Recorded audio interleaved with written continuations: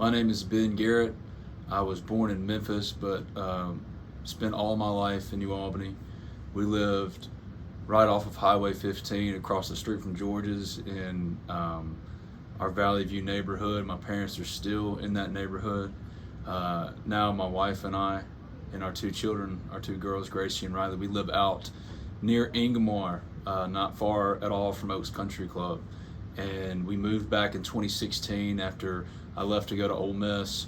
I swear I'd never come back.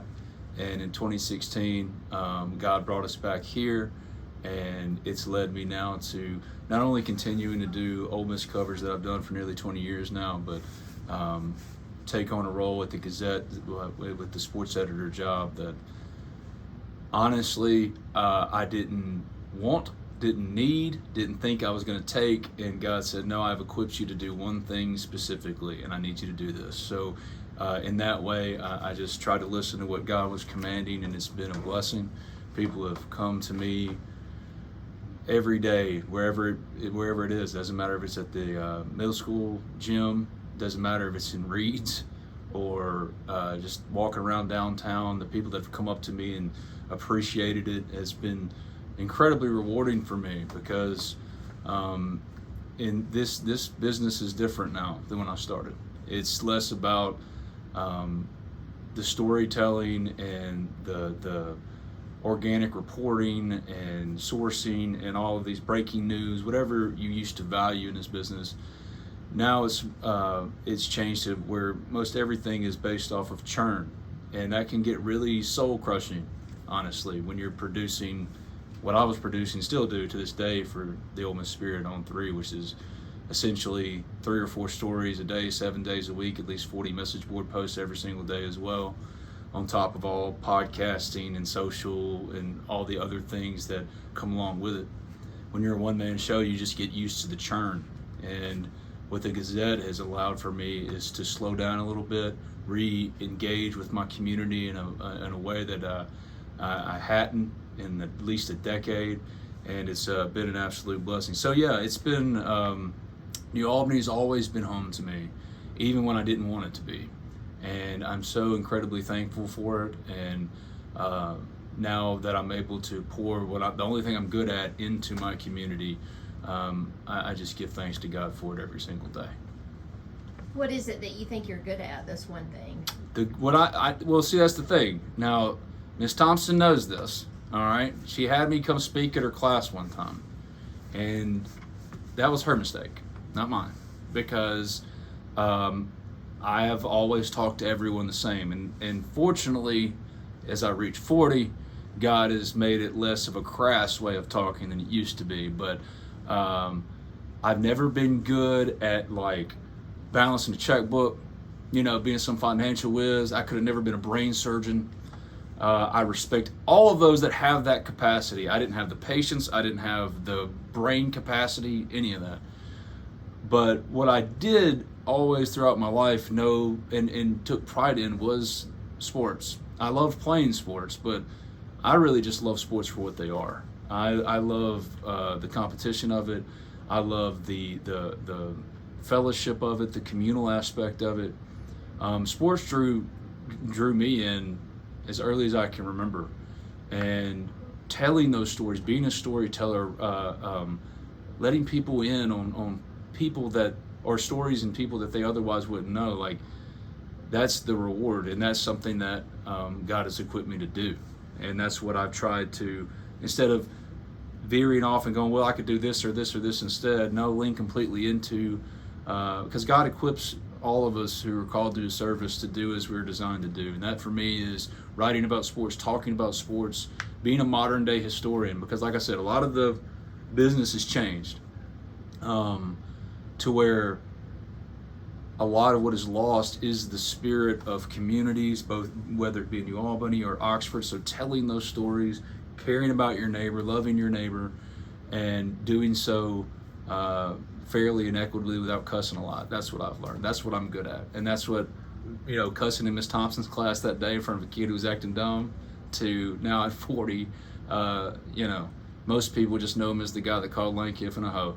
That's what most people do. I was speaking at the Tupelo Kiwanis Club on Friday, and I just put up a picture, said, who knows me for this? You know, they don't know you for the pros or this, that, and the other. They know you for virality and stuff like that. And so there's still a part of that makes me uniquely me. I talk like I talk. I love hard, and I care about my community, and my communities are New Albany and Oxford, Ole Miss.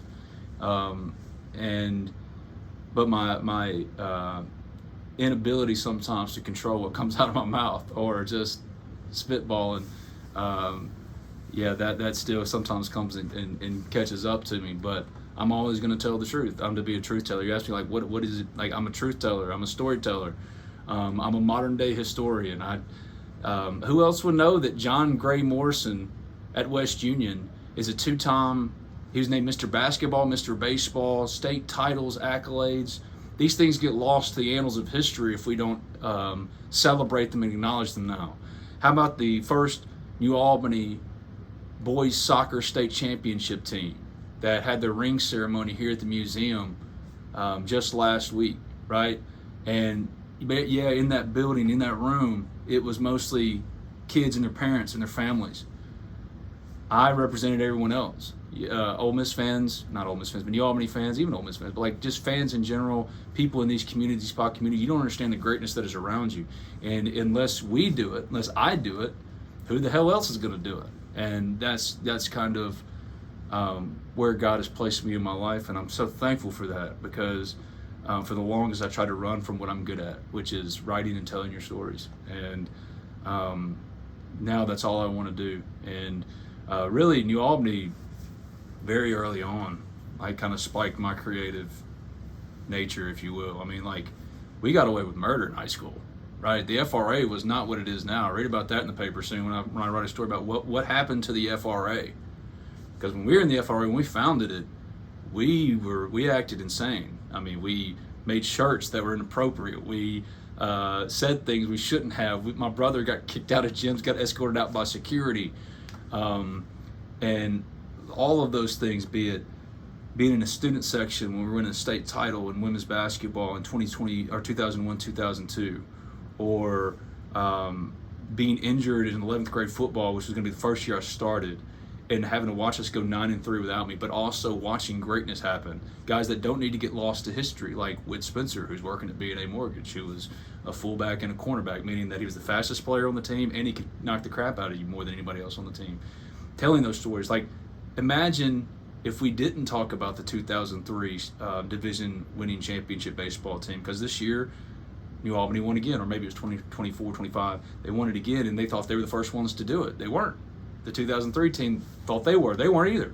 And now I'm going to do stories because Robert Merritt reaches out. I was like, well, in 1981, that's telling our town, our city, our community. It's telling our stories. And while I can't balance a checkbook, while I can't solve or cure cancer, I can't be a brain surgeon. What I can do is tell you about John Gray Morrison, and I can tell you about Josh Blythe. Did you know that the Mississippi Coaches Association Conference was last week, which is an annual thing in the summer, and all the coaches in Mississippi go to it? And Pete Golding was there, and usually the head coach at Ole Miss and State, they have a little part. Did you know that all of our coaches went there, and that 2 of them came back as the coach of the year in their respective sports? We need to talk about Andy Wilbanks in volleyball at Ingomar winning 4 straight state championships. We need to talk about Myrtle football, which in the first year my guy Luke Conley's tenure there went 1-9, and then last year go 8-3 and are only 3 points away from a perfect regular season. That might not mean something to most people. It might seem like a little anecdotal throw in somewhere in a story. This is what those kids are working their asses off for. This is what they care about. This is what they put in their blood, sweat, and tears. All that equity. That's what it pours into. And if they're not celebrated in that way, we're shortchanging them for the accomplishment that drove our youth and drove our communities back then. I remember what it was like to be in the FRA and have all of the adults in the room, including Miss Thompson, alongside us. You know what I mean? Even if they didn't care about basketball, they wanted to be a part of it. And that's what I've learned the most. As like I said, I turned out in my age 40 year. God didn't give me abs ever in my life, but He gave me a youthful face and hair at 40, which I'm thankful for. And He allowed me to pray, because I prayed it coming out of high school. I said, Lord God, if I could just have a job covering Ole Miss sports. Well, He did me two better. You know, I'm not just covering Ole Miss sports. I've only used a resume one time since 2008. I've been doing the same job across multiple platforms for however many years that is, so about 18 years. And now the Gazette piece has opened up that creative space and that communal space and fellowship space in a way that I never would have accepted on my own if not for God's intercession. So I'm thankful for that. And that's what I think I'm here to do. I'm here to tell y'all stories. And as long as God gives me breath, I'll still be talking about Ellen Buchanan, and Armenia Price in the Union County tournament in 2001-2. Man, y'all should have been there. I'll still be talking about Keith Carter, who's a friend. He's the athletics director at Ole Miss, but who else is telling Keith Carter stories about jumping on the scorer's table at Arkansas, right? Or inexplicably guarding the baseline against Valparaiso in the NCAA tournament as a 4 seed, and they get a full Hail Mary throw down the court, and Bryce Drew makes the shot that we're still watching on March Madness every single year. That's what God has uniquely placed me in this world to do, and now I just embrace it more than I've ever embraced it before. God uniquely designs us all to do something very specific, and you can either run from it and be and live a life of anger and resentment and cynicism, or you can lean into it and you can accept who you are and be proud of who you are. I used to not be able to tell people what I do for a living. They said, "What do you do?" And how do you describe what I do? In the old days when you're a newspaper man, you could say, "Well, I'm a columnist for the New York Times. I'm a columnist for the Chicago Sun-Times. Or I'm a lead beat reporter covering Ole Miss for the Daily Journal. I'm the Ole Miss sports writer for the Daily Journal, or I'm the editor of the paper. I'm the publisher." What happens when you're all of those things? All of them, all the time. And I learned by myself, just doing it for 20 years, right? I would, if I didn't know how to, for example, put together, now you got to churn out clips, right? This constant TikToks and Instagram clips and captions on videos. That used to be a total job unto itself. Now it's on you, and the pay's the same. The churn is different, but that's the biggest change in the business. And now I understand it. I rather than trying to have a catch-all way of explaining what I do for a living, I just simply say, I am an Ole Miss and New Albany storyteller. Sports specifically. Well, what else do you do? And then we can go into all the different things. I'm an Ole Miss and New Albany sports storyteller. And if you'd have told Ben at 16, 17 years old, junior, senior in high school in New Albany, that he'd have Brinkley Taylor's job, let alone be doing what I'm doing on the Ole Miss side too, I'd have said, "Oh, I made it," And so that's where my perspective has changed. Where it was because I remember coming out of Ole Miss, it was a sophomore year, second semester of my sophomore year at Ole Miss, and I failed accountancy too. I didn't go to class. I didn't study. I didn't care. I don't care about balance sheets. I still don't. But I thought that was a grown-up job. And I was standing outside of Bishop Hall on campus, and I was talking to my mom, and she's like, "Well, what do you want to do?" I said, "I want to be Dan Patrick." Dan Patrick was the guy. I grew up listening to him on my ride in to school. When I was going to high school, 7 in the morning is the big show. I would listen to first Mike and Mike in the morning, but then Dan and Keith Olbermann had the big show at noon. And they had a 3-hour block where everyone just had to listen to what they said about sports. And I thought it was the coolest job in the world. Of course, you wanted to be on Sports Center at the time. You wanted to anchor the Sunday, or especially the Saturday night Sports Center or those primetime Sports Centers. You thought, if I can just get to here, I'll have accomplished something. And now I look back at that moment and I'm like, well, I'm not Dan Patrick. But, when it comes to voices on the Ole Miss beat, on the Albany beat, I think most people know who I am and what I do. And crystallizing it in that way is been the most rewarding takeaway that God has placed on my brain for the last 2 years specifically. Because there was a time, not that long ago, where not only did I hate what I did and hate where I lived, but I hated who I was and I hated being here. And when God started to work in me, especially in shifting my suicidal riddled brain, and the first turn was invest in your family and invest in what you do. Actually give a crap and invest in them.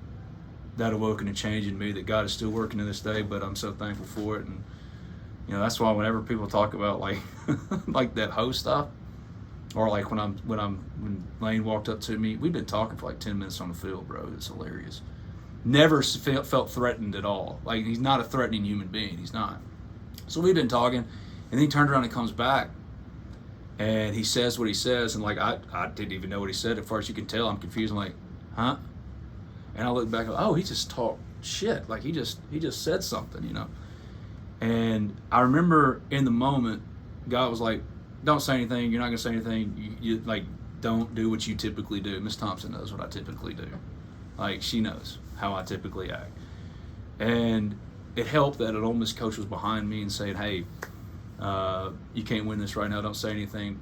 But like, ever since then, you should see the mentions on Twitter or comment section, message boards, whatever, and you start to wonder and think to yourself, like, man, should I just punched him in the face, right? And yeah, you lost your job and all these things would have happened. Maybe you should have just done that and then got it all up. But I immediately dismissed that and think to myself, no, that for me was indicative of a growth path, a growth path that God has placed me on for 5 years. The fact that I didn't say anything in return, that he and I actually squashed it in the tunnel, then in the press conference when I held him to account and said, wait a second, no, that is not what happened. And then he's like, I don't know who you are. To which we've been talking 3 times a week for 6 years. He knows exactly who I've been in his office. The only beat writer that got to go to his office and talk to him. And I say all that to say, I look at what my path has been and how God has worked. And a lot hasn't changed in terms of where I work, how I work, what I do. But what has changed is my attitude towards it. Because it's not personal. It's all about the community. It's all about the people. And no longer am I going to be the dude who just, sometimes I still say stuff I should say, but the story isn't me. It's never been about me, and now it'll never be about me. My story is about the people that I write about, I talk about, because there's greatness all around you. If you and you're supposed to love your neighbor, and if you can just do those things without getting caught up in your own crap and not getting drowned in your own crap, that's when God will work. So that's a long roundabout way of saying, even the worst, or what you would think would be the most insane moment, which it was, that otherwise would have buried someone who had suicidal ideation 5-6 years ago. Now it's just like a thing that happened. And people know me better now, unfortunately for that, which is also, I don't care if it's unfortunately or not, I think it's hilarious. I told Lane Kiffin one time, I said, hey, and this was like the day after it happened, I was like, if I'd have said a zebra can't change its stripes, would you be like, don't call me a zebra? And he's like, that's not the point. It's like, that's exactly the point. It just shows you they're all stupid. Everyone's stupid. We're all flawed, sinners, and dumb. And, but like, I am in a better, like last year, and that wasn't the only thing crazy that happened last year. Like, it was so many things that happened. And yet I am standing here today in a better place than I've ever been, only because of faith in God and knowing that it's for His glory, not my own. And in that way, I will serve as He's equipped me to serve, which is to tell y'all stories. So, when you were in high school, was Stephen Godfrey the writer for the new album? No, he came after me. Godfrey is actually one of my oldest friends in this business. I love Stephen Godfrey. He's like a big brother to me in this business. He and I did a podcast together that was extraordinarily popular in the early 2010s called The Flagship. It was an Ole Miss show. And man, back then, like the CPM rates that I think about now with those numbers we were getting, oh my gosh, we'd have been something. We'd have had something, But no, he went to the Gazette. He's the most talented writer I've ever known. Like, he has an ability to identify stories that, an eye for identifying stories that is second to none and truly a gift from a sovereign God. Like, no one else. I have nothing but the utmost respect and love for Stephen Godfrey. He's a big brother to me, and I actually used some of his information because I went back and found the Ellen Buchanan. He wrote a story when they went off to Ole Miss, Ellen Armini, because that's two of the very best players in the history of not just New Albany but Northeast Mississippi. I mean, they are across any sport, accomplishment, whatever it may be. And I actually used some of his stuff because when they went to Ole Miss, they hated each other because of New Albany in the Union County tournament, and they played each other in the 44-43 loss when Armini got called for a foul and Ellen only had to hit one free throw to win the Union County tournament. And then they became best friends, and then Ellen went and was in her wedding and all these kind of things. But I used some of that because even then, now it's more of a fun story 20 years later. Even then, though, like, he could identify what was real, what was worth telling. And that's the thing, man. Can you find the humanity? And I loved how Godfrey's, and still to this day, his stories always have incredible humanity and texture to them. Like, they're layered, and you get to know and I think that's an important way of story. That's like the most important part of storytelling. Let the people, like, I don't want to just tell you, I'm not a stenographer, and I don't want to just tell you about accolades. I want to tell you who the people are. And I learned a lot of that approach in many ways from Godfrey because, like I said, he was a big brother to me, has been a big brother to me in this business, good Lord, since 2006 or 7. And yeah, why do you ask about Godfrey? I just remember when he was here, his articles would come out, each week, and people would wait to go get the newspaper because they wanted to see what he had written about, because he could stir up a lot of emotions. Yep. And it was fascinating. Yeah, we come from the same tree in that way. Like, he and I, both Ole Miss guys. He hates it that he's an Ole Miss guy, but he is. And that writing style back then, and it's people still think they got to go to Missouri to do journalism. Like, oh, if I want to be a journalist, I have to go to Missouri Journalism School, which isn't the case at all, necessarily. I mean, these days, like, anybody that's got a phone or the capacity to do it can be a journalist, even though there does need to be some legitimate training. If everyone know how to do it, holler at your boy. But, like, Ole Miss wasn't known for that. And I look at the guys I came up with, Godfrey, Chase Parham, Patrick Oaks. Patrick Oaks is now like he was the athletics director. I think when he's like the chancellor at Pearl River now. Chase he does what I do, except he does it at his competing site, Rebels 247. Like, all of these guys, we came and we were very proud of who we were and what we did and all that kind of stuff. And we're still going, and we all learn from the same collection of talented professors and each other, and it was a healthy competition amongst each other, because back then you're competing to break the news. Like, these days people don't care. They don't care how it was broke, who got it, who what. Back then, that's all that mattered. And I'll never forget that. It's like that healthy competition really led us all to become better. And that style you're talking about, that is something that is unique to Godfrey, but all of us, it was imparted on us at Ole Miss as we got going, as we're working together and competing. It's not about, wow, Stephen Godfrey wrote a great story. It's about, who am I learning about now? Who is this? Like, I love people coming up to me and going, I had no idea that, pick a story I've written recently. Somebody had something to say about, like, Josh Blythe. Do you know what Josh Blythe has done at East Union? Like, the accomplishments. Even I don't. Exactly. But if you read about it in the paper, because I could break it down here, but I want you to read the paper. Read the digital version too. It's 99 cents. I don't know why nobody does it. And I think it's that approach. Like, Josh Blythe, Andy Wilbanks, both of those guys went to the Mississippi Association for a Coaches Convention and came home with Coach of the Year honors in their respective sports, volleyball, and with Josh Blythe, softball. Cody Stubblefield's been here 8 years. They went 11-1 2 years ago. Like, he's got a kid, a freshman, and Emmanuel Fartner, who's playing at Ole Miss. And I know from the Ole Miss side of talking to the coaches and stuff, like, they view him as a starter, as a redshirt freshman next year. So for 26 or 27, 28, like, Emmanuel Fartner, they expect him to start. All of those things, how would you know about them? How would you know about any of this stuff if not for the people telling those stories? And I don't want to see the place where, because we don't value stuff like we used to, just writ large, across communities and nationally. We don't care about stuff like we used to. But we always care about each other, though. Continue to give a crap about each other. Love your neighbor.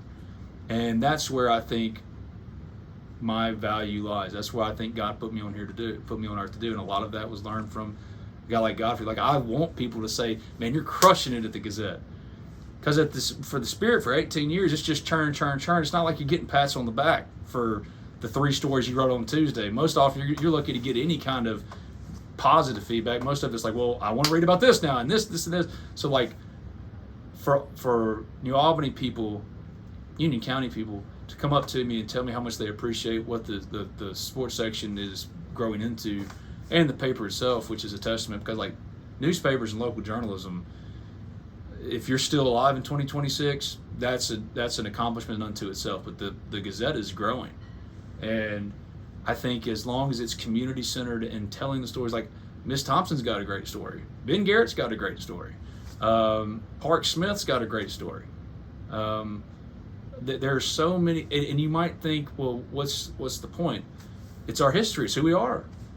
It's where we've been and where we're going, and I think there's value in that, and we need to continue to cherish things that we used to value, even when we get beaten down by the current climate and culture where everyone tells us, look out for yourself and don't give a crap about nobody else. And maybe that's just my entire job. Miss Thompson's been trying to get me to do this interview forever, okay? Forever. And it's not because I don't love her. It's not because I don't mind doing interviews. But I've never understood why anybody wants to hear what I got to say. I don't understand that. Like, I think everyone else has plenty to say.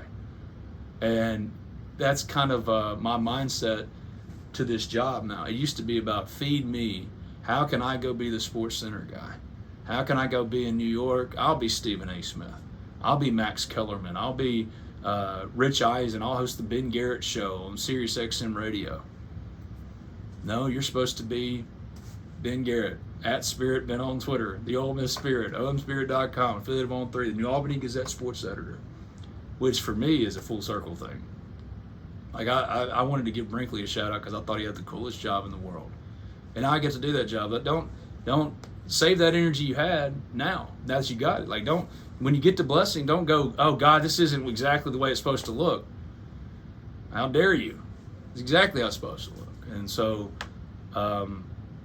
I love what I do. I hope I can do it till I die.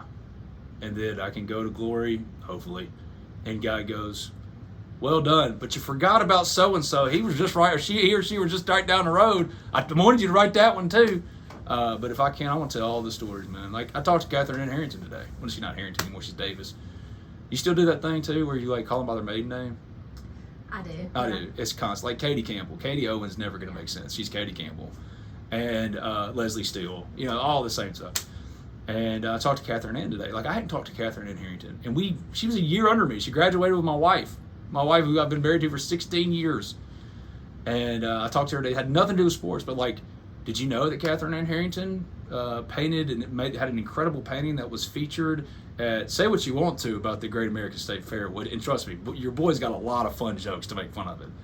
One thing you can't make fun of is greatness from Catherine Ann Harrington, an incredible local talented artist who went and painted, and she set it up in D.C. and they won. All 50 states represented, and they won off of her own creativity and ingenuity, and like, she dumped it out. I dump mine out through sports stories, but that just shows you, like, New Albany is a special place. Pour into your community. Give a crap. Care about your neighbor. Show up when the soccer team, the boys, win state for the first time ever. Show up for T. Lee Tyre and that volleyball team. She went over 1,000 kills this year. Like, what does that mean? Exactly. You should know. It's not just about the sport. It's about each other. It is. Like, I'm sitting here not because I wanted to do another interview talking about the Lane Kiffin crap or this, because Miss Thompson asked me to. And I love Miss Thompson. So I'm going to do this for her. Care about your community. Tell your stories. You don't just have to be a storyteller about getting stuff published, man. Like, God commands us to tell our stories. And I've tried to learn that, and I'm still learning, man. Like, I'm not a finished product. If anything, I'm a disaster. But I'm God's disaster. And I'm doing as He called me to do. And that includes, man, this is true though, like, So the sports editor job pops up in my feed somewhere. Sports editor job at the Gazette. And I swear to you, I go, God, no. Nope. Not doing it. And I'm telling you, it's like he was going, yeah, you are. But I don't have a resume. You can make one. Yeah, but I don't need it, man. Like, I'm doing okay with the money. I'm the God is good. Yeah, it ain't about the money. It ain't about the money. The paper and Lee Knox, who is wonderful, had been a great, she hired me there. She sees it too, like, God wanted me to be here doing this. I don't know how long I'll be doing it. Again, I hope I do it till I die.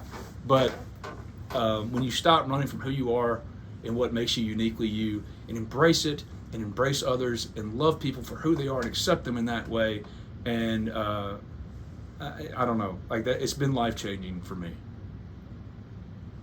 The Gazette has been life-changing for me, and it's been 2 months. And the Ole Miss Spirit has been life-changing. It's why I'm where I am in my life. But it's a long roundabout way of saying it again, because I'm a chatty Cathy, if you can't tell, that I love what I do, and it came from embracing who I am. I was never going to be the biggest, the fastest, and the strongest, but I can break down film better than you. You know what I mean? So like, write that. If you only care about, like, I couldn't live the coach's lifestyle. I don't know how Luke and Cody and them do it. I don't. Like it's all the time, and this is all the time. But at least I get to do a lot of it from the comfort of my own home while my kids walk around me. I don't know how coaches do it. But knowing that, and knowing I prefer donuts over working out, so you're not going to be a Dallas Cowboy, and you're not going to coach the Dallas Cowboys, what can you do? Man, God gave me the gift of gab, and I've been able to turn that into the gift of writing, and writing for me is therapeutic. I dread it almost every time I do it, and then I sit down and I get going, and when I get done, I feel a sense of accomplishment that I don't get anywhere else. And that's how I express myself creatively. That's what makes me who I am, is that I can sit down and I can tell you about Catherine Ann, who I've known since we were kids. And I accepted that. I said, okay, God, and I sent it all in, and here I am. And I'm rambling, but yeah, I'm very thankful for it. And it's changed me in a lot of ways. Show up, do as you were designed to do, and let God work, and you'll be shocked to see what happens. Because there was a time when I didn't want to be on earth anymore, and now I can't wait to go out and find the next person. You know what I mean? The next story to tell.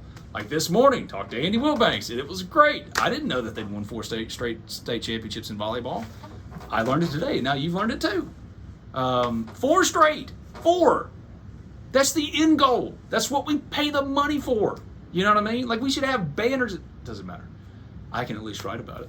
I can tell you when he wins a Coach of the Year award, So treating this community with respect and the honor and recognition that it deserves, that's my job. That's my job. Just like sports stories are the modern era, or sports writers and just modern era historians for that stuff, there is no better encapsulation, and there's nothing better emblematic of preserving history than the museum. And I was floored. And I'm not just saying this because I'm sitting here. I walked around for the ring ceremony for Austin Baker's soccer team, like I told you last Wednesday. And I was floored by what I didn't know about my hometown. And I felt embarrassed. I went, oh my gosh, man. Like, we all know about birthplace of William Faulkner, this, that, and the other, but you would be shocked what you don't know. So what is like the oldest adage when it comes to preserving history?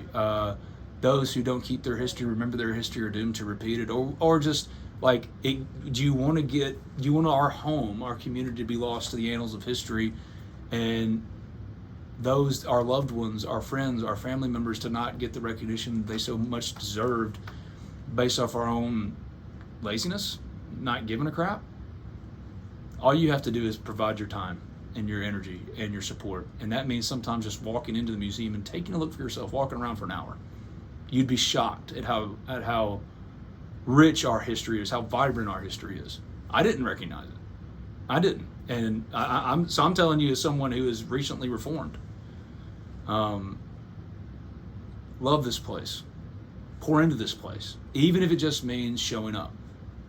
You think, well, I can't really do much. Yeah, you can. Show up. Show up when they play for a state championship.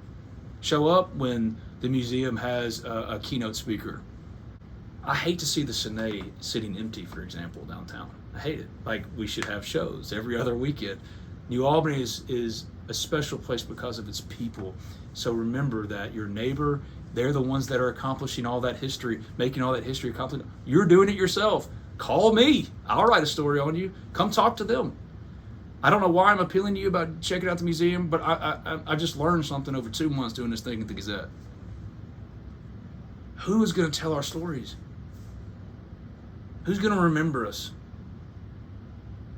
Who's going to remember that the FRA, we changed games, bro. Now they're a club that you can be in the yearbook. Who cares about you? Like, except for, like, who cares for us if not us?